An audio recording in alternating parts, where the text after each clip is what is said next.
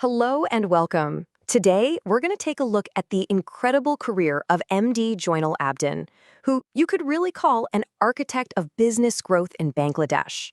We're going to dive into how his unique journey, which mixes high-level economic policy with real hands-on business strategy, has made him such a crucial guide for anyone trying to navigate that region's economy. This quote right here really says it all, doesn't it? It perfectly frames his unique spot in the business world. He doesn't just live in one camp or the other. Nope. He stands right at that crossroads where big picture economics meets the day-to-day needs of actual businesses. And that dual expertise, well, that's what really sets the stage for everything he does. And that expertise, it's built on a rock-solid foundation. We're talking more than 18 years of experience here. And that's not just time spent in an office. That's nearly 2 decades deep in the trenches, shaping, influencing, and building within Bangladesh's economy. That's a level of insight you just can't get overnight. So, where did this all start? Well, think about it. If you really want to create solutions that work for businesses, you have to understand the entire system from the inside out, right? And that's exactly what this first phase of his career was all about, building that deep, foundational understanding of policy. This timeline just lays it all out perfectly. It shows his journey through the absolute pillars of Bangladesh's business community. He kicked things off at the FBCCI. That's the top trade organization in the whole country. From there, he went to the SME Foundation, where he focused on the small and medium businesses that are truly the backbone of the economy.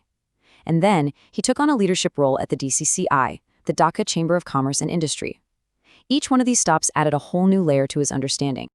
And here's the key thing to remember. He wasn't just along for the ride. In every single one of these roles, he was right there in the mix, shaping policy and pushing for growth.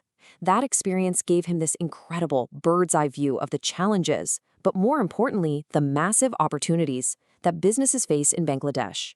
Okay, so with that amazing foundation in place, he then moved into private consulting, where he started building real practical solutions. And his expertise today really stands on what you can think of as 3 distinct but totally connected pillars. So pillar number 1 is SME development. And this makes perfect sense, right? It's a direct callback to his work at the SME Foundation. He's not just dishing out generic advice. He's taking all those years of experience and using it to craft real, sustainable growth plans for the very businesses that power the economy. All right, next up we have Pillar 2, export facilitation. For so many companies, taking your business global is the ultimate goal. But man, it can feel like a maze of red tape and confusion. That's where he comes in. He uses his know-how to unlock those international markets, helping businesses pick the right places to sell, connecting them with buyers, and guiding them through all that tricky international compliance stuff. And pillar number 3, digital transformation, proves he's totally dialed into the modern world. He gets it. Today, if you're not growing digitally, you're not really growing. So he provides the whole toolkit, from building a sharp website and mastering SEO to crushing it on social media. He's giving entrepreneurs what they need to compete in today's digital arena. But his work doesn't just stop at one-on-one consulting. Not at all. He also takes his expertise to a whole other level by sharing his knowledge far and wide. This is where you see him step onto a bigger stage, as a true thought leader and a global connector. I mean, the man has literally written the book on this stuff, actually, several books. You look at titles like the Cluster Development Handbook or Most Prospective Sectors to Invest in Bangladesh. These aren't just academic papers. They're practical guidebooks that share his deep knowledge and cement his status as a real authority in the field. And if you want proof of his impact, just look at the numbers. We're talking over 1,000 published articles and nearly 450 citations on Google Scholar. That's incredible. This shows that he's not just sharing opinions, he's producing respected, referenced work that other experts in business and academia are paying attention to. His voice clearly carries a lot of weight. And of course, you can't have a global perspective without actually seeing the globe. His work has taken him everywhere, from India and Turkey to building trade partnerships in Brazil. All of that travel gives him this incredibly rich international viewpoint that he brings right back to his clients in Bangladesh. Okay, so let's tie this all together. What does all of this mean for a business owner right now? Let's look at how he actually works as a partner in growth, offering what's essentially a blueprint for success.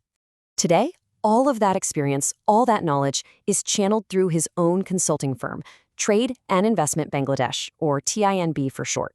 He's the founder and CEO, and this company is the engine through which he delivers all of that incredible value. Now, what I love about this is how it breaks everything down so clearly. It's not just about the service, it's about the result.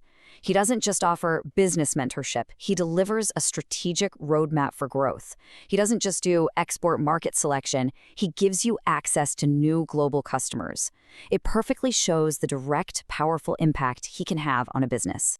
And, as if all that wasn't enough, his work to build up trade continues on an even bigger scale. He's also the Secretary General of the Brazil-Bangladesh Chamber of Commerce and Industry. This just goes to show his deep commitment to building bridges between countries and creating major opportunities for international trade. It's really the perfect blend of his private and public-facing work. So we'll end on this question, which really gets to the heart of his entire career. In an economy that's changing faster than ever, being ready for the future isn't just a nice to have, it's everything. Building a business that's meant to last requires an architect who understands both the foundation it's built on and the future it's heading toward. So, is your business ready?